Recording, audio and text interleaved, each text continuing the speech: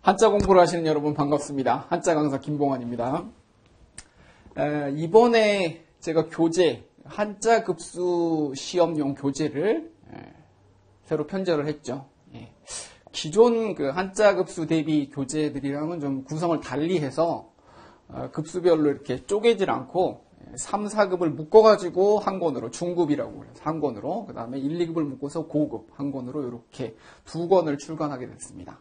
그래서 오늘은 그 교재의 서두 부분에 있는 그 육서하고 부수 강의를 하고 이제 본문 내용으로 들어갈 건데, 이 육서하고 부수 같은 경우는 제 교재뿐만 아니고 여타의 그 한자 급수 시험 대비용 교재라 그러면 다 이 서두 부분에 거의 다 실려 있을 겁니다.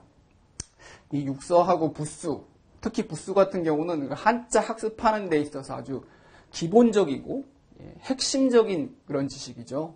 부수를 알아야지만이 수많은 한자 어휘가 정복이 될 수 있기 때문에 아주 중요합니다.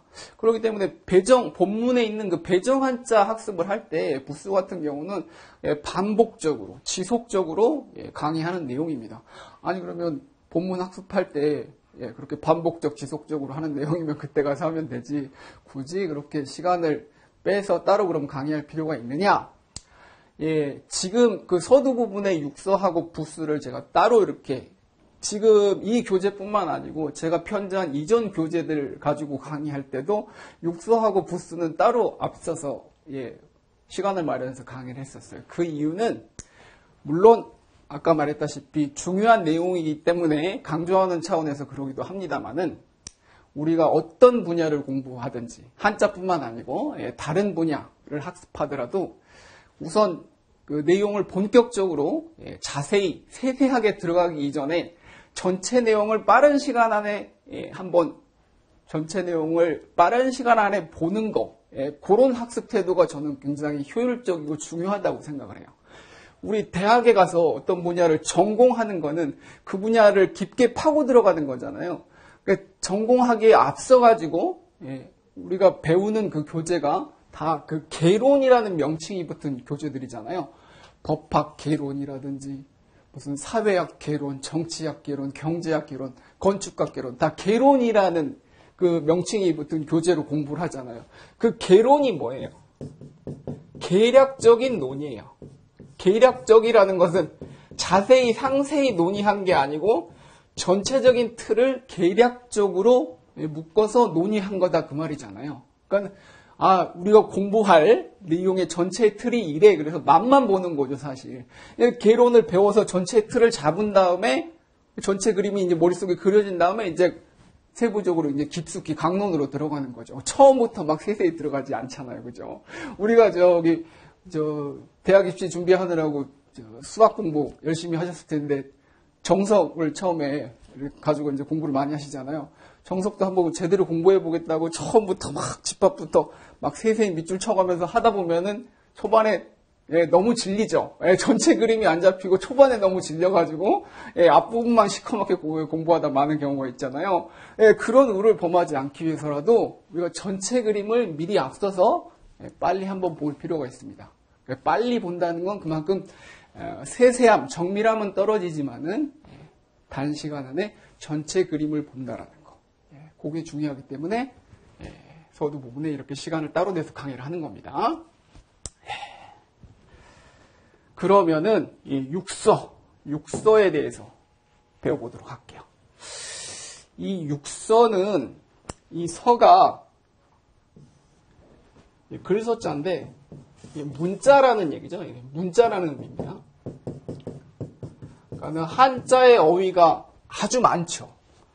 한자는 이 표의 문자로 규정합니다. 표의 문자라는 것은 이 표는 겉표자는 이제 표현한다 그런 의미죠.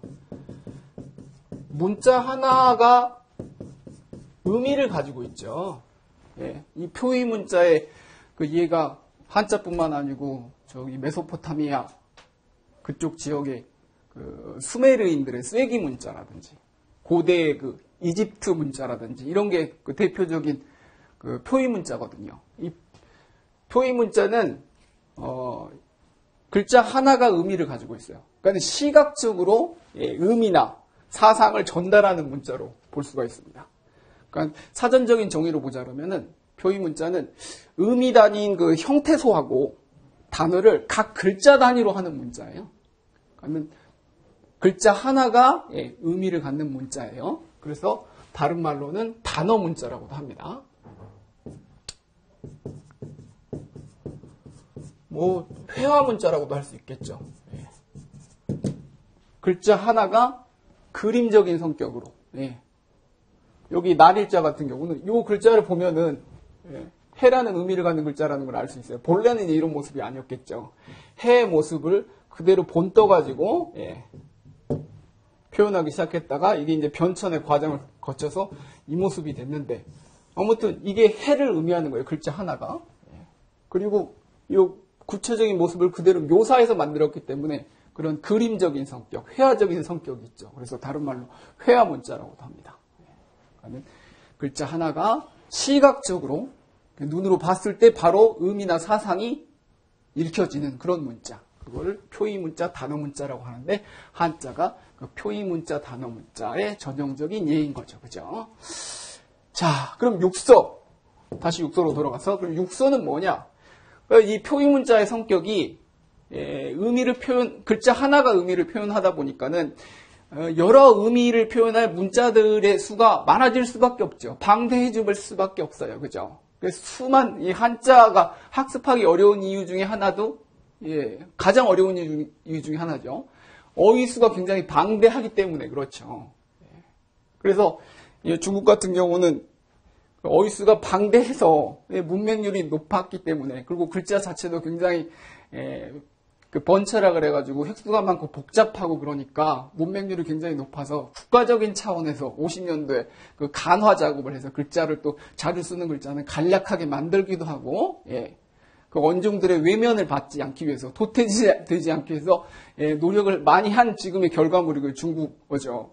우리는 이제 그 간체를 배우는 건 아니고 이제 번체를 배우는데 또 실상에 쓰는 한자들은 또 수만 개 정도의 그 한자를 다 쓰는 게 아니고 한 몇천 자 정도로 국한된 거니까 생활 한자 수준은 그렇게 범위가 넓지는 않습니다.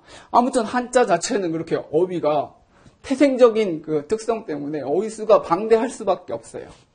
이 육서는 그 수많은 어휘를 가진 그 한자들의 그 분류 기준이에요.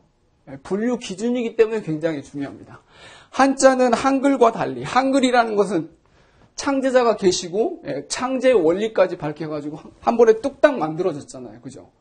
물론 성격도 한글은 한자가 아까 표의문자라고 그랬잖아요. 한글은 표음문자죠. 몇 개의 그 모음과 몇 개의 자음을 조합해가지고 소리로 표현하는 문자이기 때문에 그 몇 개 되지 않은 그 모음 자음 가지고 결합해서 소리를 내잖아요. 그렇기 때문에 우리가 배워야 될 모음 자음이 많지도 않죠. 그죠? 그런데 한자는 그렇지가 않다고. 글자 하나가 의미를 갖기 때문에 어휘수가 방대해요. 그렇기 때문에 이 문자는 공부를 하려면 논리, 체계 이런 게 있지 않고서는 공부하기가 굉장히 어려운 문자랍니다. 그래서 이 육서는 이 수많은 한자 어휘의 분류 기준이기 때문에 체계를 부여한 거라고 보시면 되겠어요. 그래서 학습하기 용이하도록 체계를 부여한 거기 때문에 이 육서를 배워야지만이 수많은 한자 어휘를 학습하는데 용이해지는 겁니다. 육서는 누가 고안하신 거냐면 생각해내신 거냐면은 그 후한 때 허신이라는 분이 계세요. 허신 학자인데 지금으로 말하자면은 문자학, 통계학 이런데 조예도 있고 관심도 있으셨던 것 같아요. 이분이 저술한 책이 그 유명한 설문해자라는 책이죠. 한자 학습의 바이블이라고 보시면 되겠습니다. 설문해자. 말 그대로 문자를 해설해 놓은 책이에요. 거기에 보면은 이 당시 어휘가 그러니까 이제 후한 때니까 그 뒤로 가면서 어휘수는 이제 점점 늘어났어요. 점점 늘어날 수밖에 없는 이유에 대해서 아까 설명을 했죠. 표현해야 할 대상이 점점 많아지는 거죠. 그죠? 그래서 지금은 자전에 수록된 걸 기준해서 보자 그러면은 강의자, 청나라 시대 때 강의자전에만 해도 한 5만 자 가까운 4만 7천여 자가 수록이 돼 있었고, 최근에 중화자회 같은 경우는 8만 자 정도 실려 있고, 그렇습니다. 한자 수가 도대체 몇 개예요? 이렇게 물어보는 우리 초등학생들도 많고 그런데, 정확한 한자 수가 몇 개다, 이렇게 10만 8천 개다, 이렇게 딱 정해서 말할 수는 없어요. 필요할 때마다 막 이렇게 탄생을 하는 문자이기 때문에 어느 시점에 딱 끊어가지고 몇 개다 이렇게 말하기는 어렵습니다. 그런데 아무튼 당시 대상 어휘는 한 만자가 채 안 되는 9,300여 자, 9,353자 정확히는 한자 어휘를 대상으로 해서 기준을 세워가지고 분류를 해봤더니 이 6가지 이 분류 기준으로 다 분류가 되더라고요. 그래서 육서입니다. 어떻게 분류가 됐는지 한번 보자고요. 처음에 이제 상형이죠. 상형자, 상형문자라고 하는데 이 상형문자가 수많은 한자 어휘의 조상이라고 보시면 되겠어요. 여기서부터 출발했어요.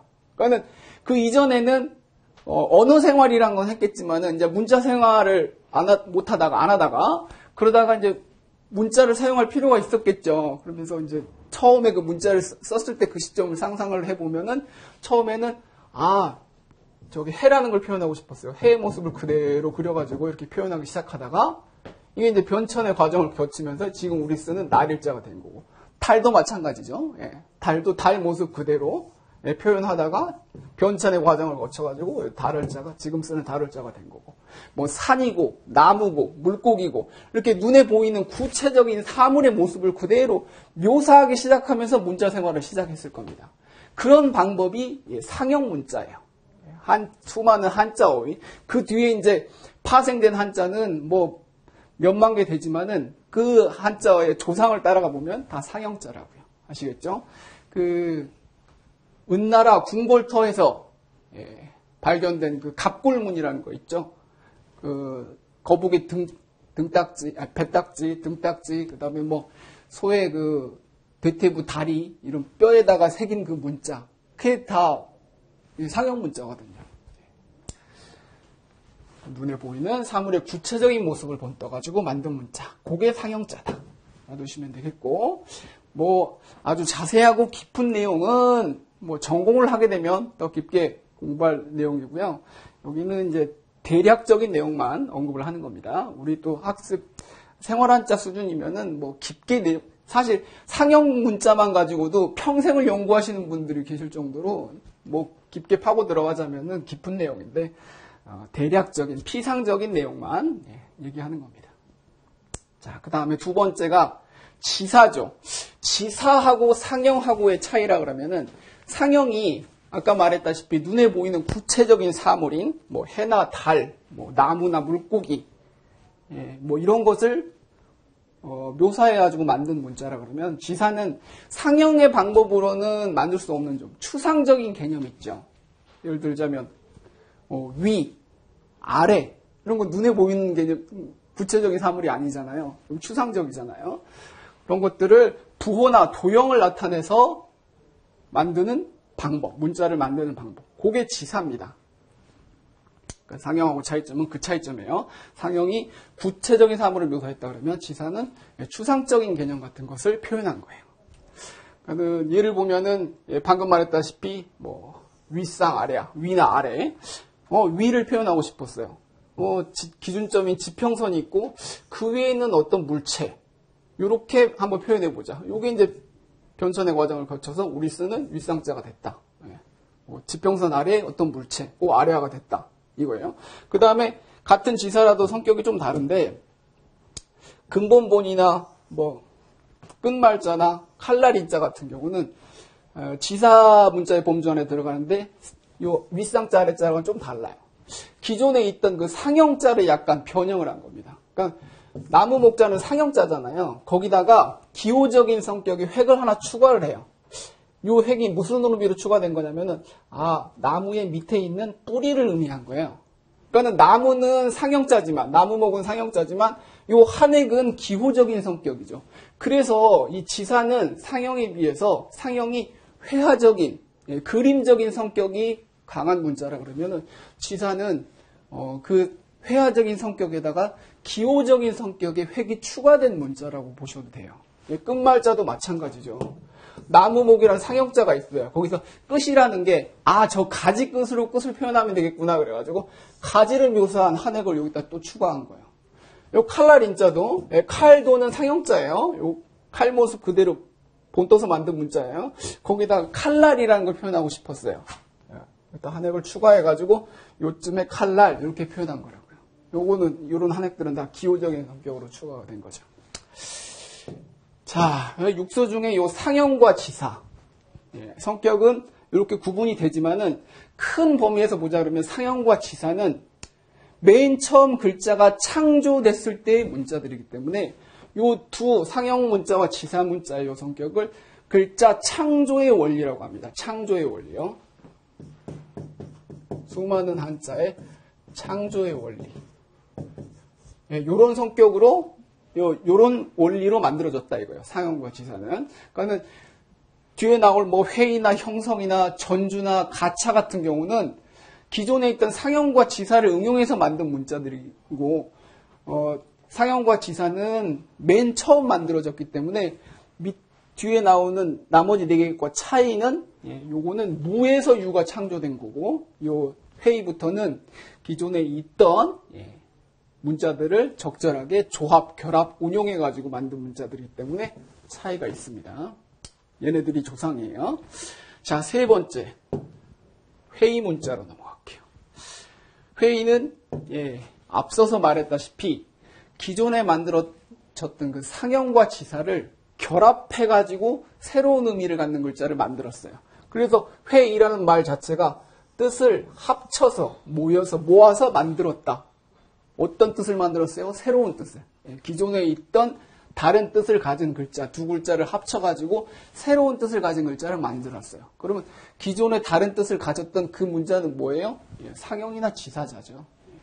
예를 들어 보면은 밝다라는 의미의 글자를 만들고 싶었어요. 이거를 상형이나 지사처럼 없는 상태에서, 제로 상태에서 만든 게 아니고요.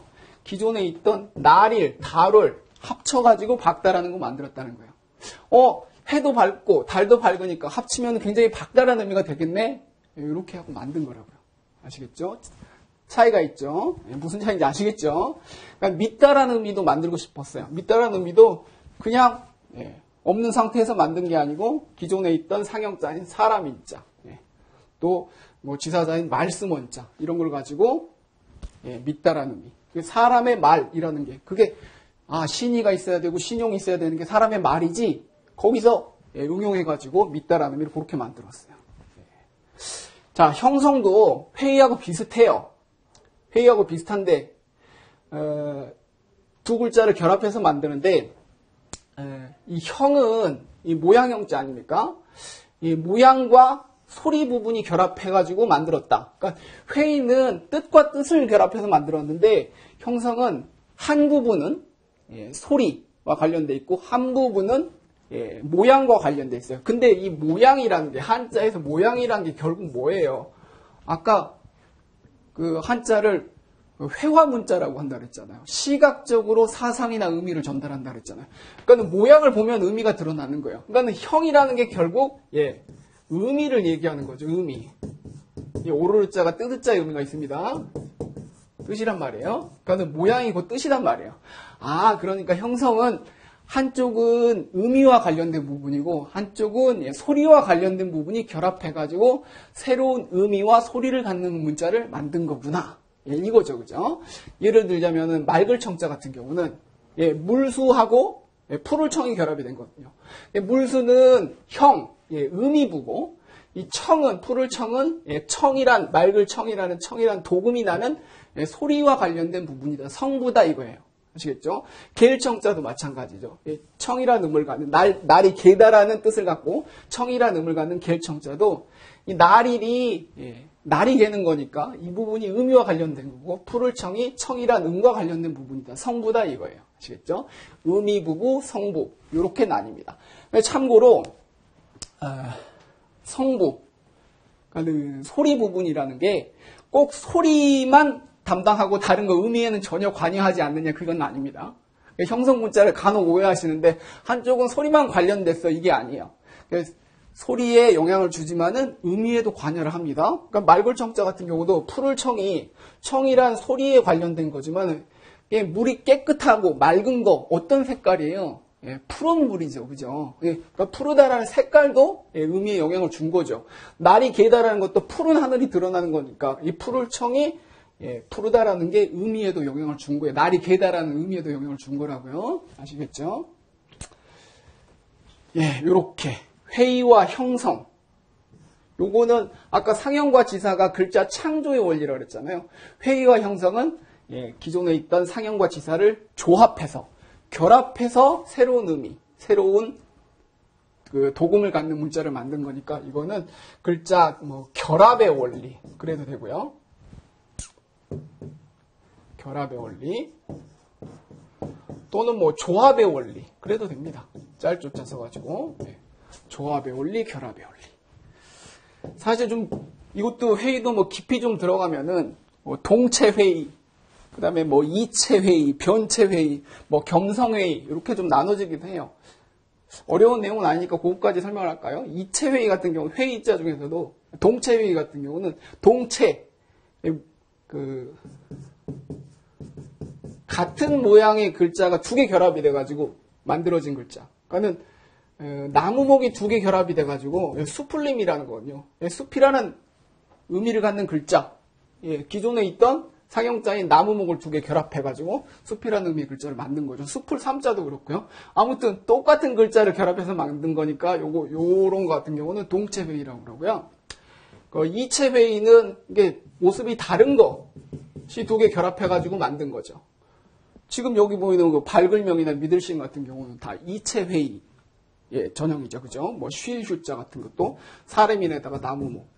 사람이 나무 그늘 아래서 쉬는 모습. 그래서 쉬다라는 새로운 의미를 기존에 있던 사람인, 나무목 같은 상형자로 결합을 해서 만들었는데 수풀림과 다른 점이라 그러면 다른 모습의 글자가 결합이 된 거죠. 그죠? 그 다음에 변체회의라고도 있어요. 변할 변자. 이거는 한쪽이 그러니까 두 개 다른 모습이 합쳐져 있어요. 이체의 일종이긴 한데 요 이체랑 뭐가 차이점이냐면 한쪽이 본래 모습하고 좀 변형이 돼가지고 예를 들자면 늙을로자하고 아들자자가 결합이 되면 이게 효도효자라는 거거든요. 이것도 회의자죠. 그러니까는 늙으신 부모님을 이렇게 자식이 등에다가 업고 있는 모습이에요.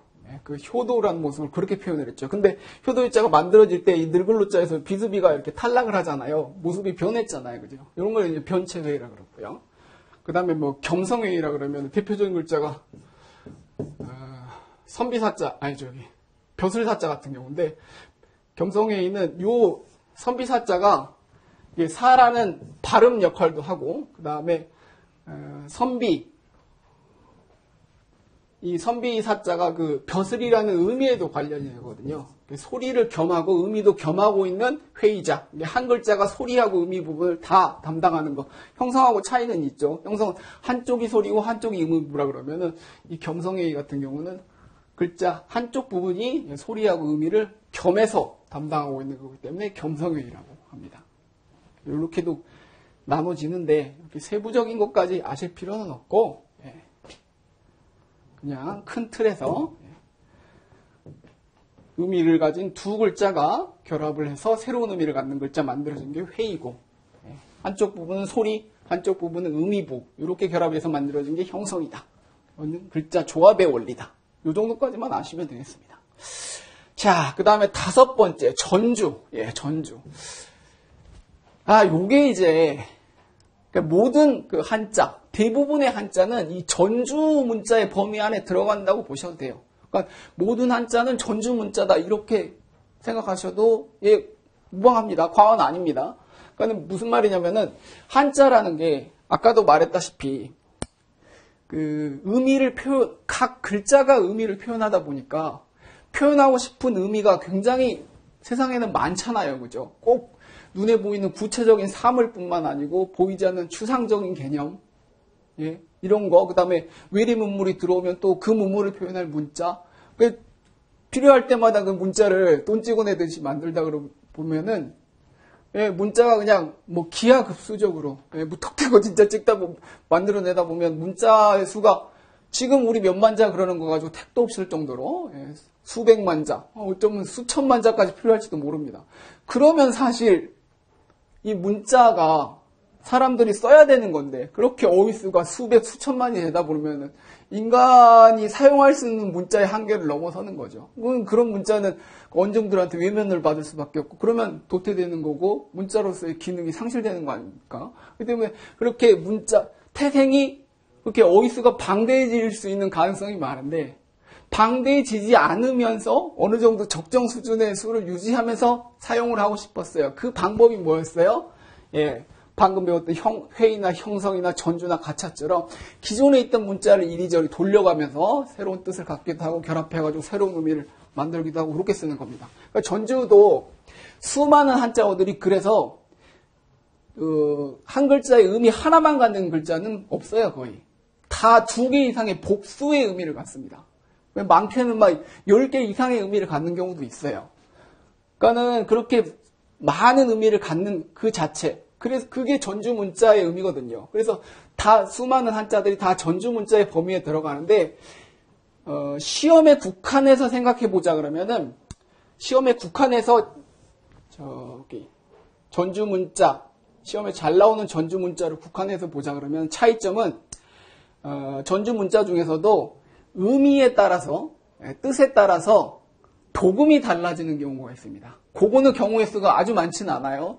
예, 그거만 예, 전주 문자의 범위로 따로 떼가지고 설명을 할게요. 그리고 시험에도 그것만 나옵니다. 그죠? 예, 전주 문자를 물어본다 그러면은 자 이미 만들어진 한자 뜻을 더 늘리는 방법으로 예, 본래 뜻을 변환시키고 이 전이 구를 전이 전환하다 그런 의미가 있거든요. 그 다음에 끌어대가지고 요 물들 글자가 끌어대다라는 의미로 그러면 기존에 만들어져 있던 그 글자 그 의미 하나 의미 말고 다른 의미로 전환도 시키고 또 어떤 경우에는 또 차용을 해다가 본래 뜻과 연관이 있는 뜻으로 바꿔 쓰는 거 그걸 전주라고 합니다. 그러니까 예를 들어보면 설명이 장황했지만 예를 들어보면 뭔 말인지 알 수가 있어요.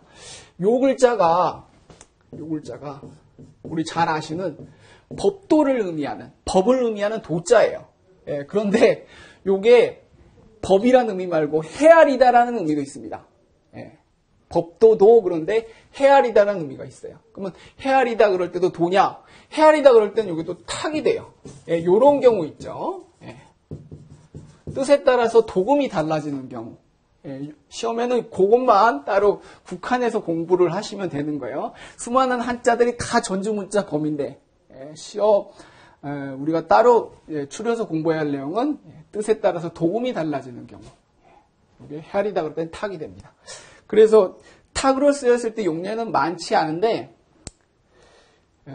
예를 들자면 뭐 탁규 이런 단어들은 도금 문제도 잘 나오네요. 뭔가 잘 헤아리는 거를 탁규라 그래요. 요거를 도규라고 읽지 않고 탁규라고 읽습니다. 헤아리다라는 의미로. 요 규자도 헤아리다라는 의미의 규자거든요. 그 다음에 조선 제한제국 시절에 대한제국 시절에 조선시대 2호 예병 형공의 그 호조가 있죠. 재정을 담당하던 호조의 기능을 그대로 물려받은 탁지부라는 부서가 있어요. 그 탁지부라 그럴 때 탁자를 요걸 쓰거든요. 도지부라고 읽지 않고 탁지부라고 읽어요. 그럴 때 그 용례 많지는 않지만 그 정도에는 헤아리다라는 의미로 탁으로 읽은 경우입니다. 그 다음에 요 즐거울 낙자도 즐겁다 그럴 땐 낙인데 음악, 풍악 그럴 땐 악이 되죠. 그죠? 그 다음에 용례가 요것도 많지는 않은데 좋아하다 그럴 때는 또 요가 돼요. 논어에 나오는 말인데 공자께서 하신 말씀이에요.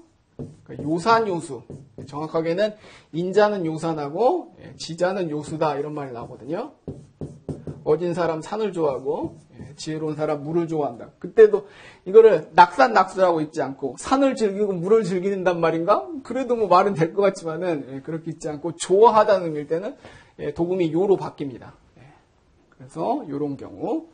그 다음에 요 설자도 말씀이라 할 땐 설인데 달래다 그럴 땐 새죠. 달래 새로 쓰인 용례가 그 선거 유세 같은 거 있죠. 이 유자, 놀유자가 여기저기 돌아다닌다는 의미가 있어요. 그래서 이게 유설이 아니고 여기저기 돌아다니면서 유권자를 달래다라는 의미로 이걸 달랠새로 쓰거든요. 이때는 새라고 읽어야 되죠. 그죠? 요 찾을 색자 같은 경우도 뭐 색인, 사색 그럴 때는 찾을 색으로 읽지만은 그 철삭, 쇠철자 약자 이렇게 쓰죠. 철삭이란 단어 같은 경우에는 요거를 동아줄 삭이라 그래가지고 동아줄이라는 의미일 때는 삭으로 읽습니다. 그러니까 철로 만든 동아줄, 요거 그 케이블카를 철삭이라고 하거든요. 케이블카의 그 와이어를 철삭이라고 하거든요. 그래서 케이블카를 한자로 표현하면은 삭도라 그래요. 삭도. 와이어로 길을 만들어가지고 거기 매달려가지고 이렇게 그 차가 이렇게 가는 거니까 삭도라고 하거든요. 한자로. 이걸 색도라고 하지 않고 삭도라고 합니다. 그 다음에 요 다시 갱자 같은 경우도 다시라 그럴 때는 갱인데 저게 고치다라는 의미도 있어요. 고치다 그럴 때는 또 경이 됩니다. 도금이 이렇게 달라져요. 그러니까는 똑같은 한자어예요. 요 한자를 갱신으로 읽을 수도 있고 경신으로 읽을 수도 있어요. 그런데 의미가 다르니까는 갱신으로 읽을 때와 경신으로 읽을 때도 의미가 다르겠죠. 갱신은 언제 씁니까? 뭐 여권, 기한 만료돼서 갱신, 뭐 주민등록증 아니구나. 운전면허증 갱신, 10년이란 기한이 있잖아요. 그 기한이 지나면 다시 새롭게 발급받아야 되는 거니까 그때는 다시라는 의미로 다시 갱신이고요. 고치다라는 의미로 쓰인 경우는 경신이 되겠죠. 언제 씁니까?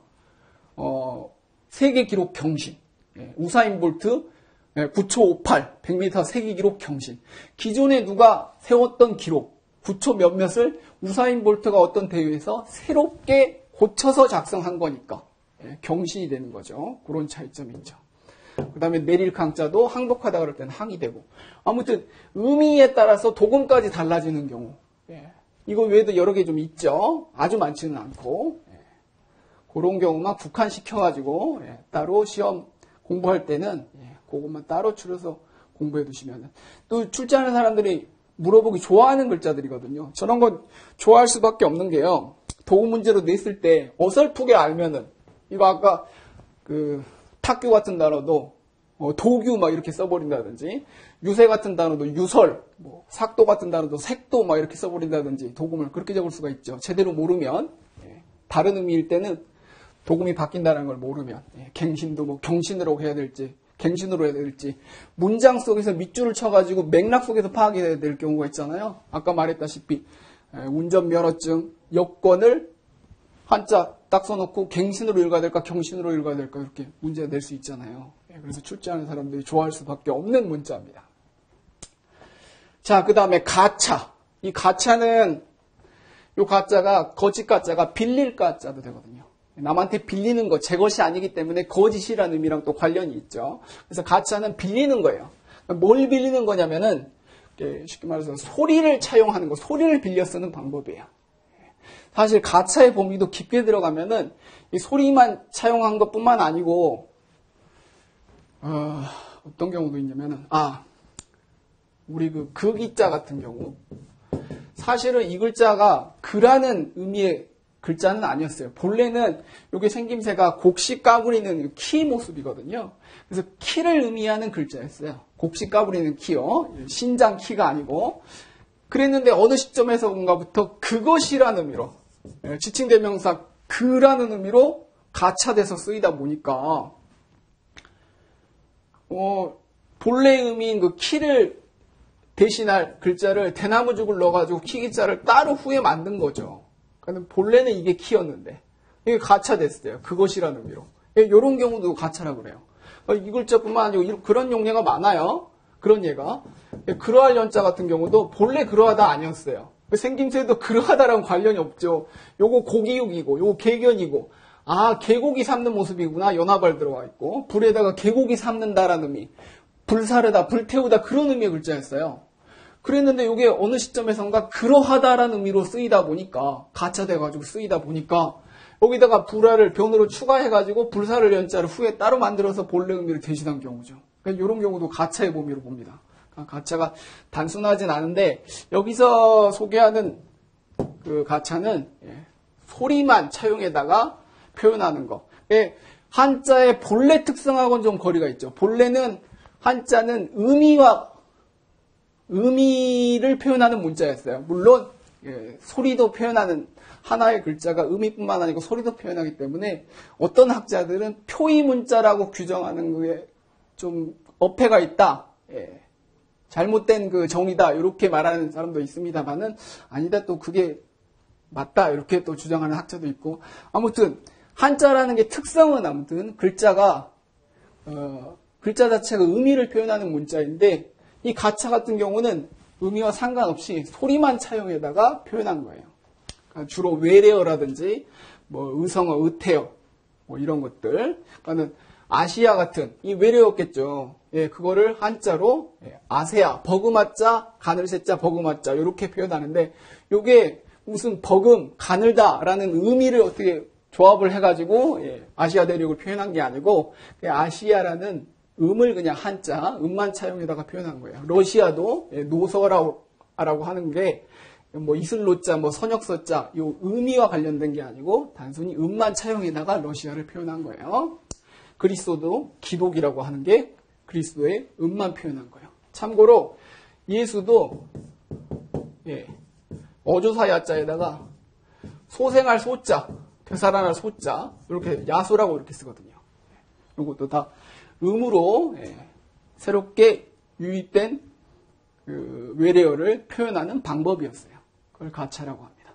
그러니까 이 전주와 가차는 회의 형성과 달리 큰 틀에서 보자 그러면은 그러니까는 뭐 회의나 형성이나 전주나 가차 같은 경우는 기존에 만들어졌던 상형과 지사를 적절히 결합하고 조합하고 운용해서 쓰는 거기 때문에 큰 틀에서는 이게 한 범위에 묶을 수 있지만은 또 차이점이라 그러면은 이 전주와 가차는 뭐 새로 조합을 하는 게 아니고 기존에 있던 글자 그대로를 의미를 추가하고 또 도금도 바꿔가면서 운용의 묘를 발휘한 문자다. 이렇게 보시면 되겠어요. 그러니까 가차 같은 경우도 본래 한자의 성격하고 좀 달리 음만 차용에다가 표현한다든지 그렇게. 그래서 이게 문자 운용의 예라고 보시면 되겠습니다.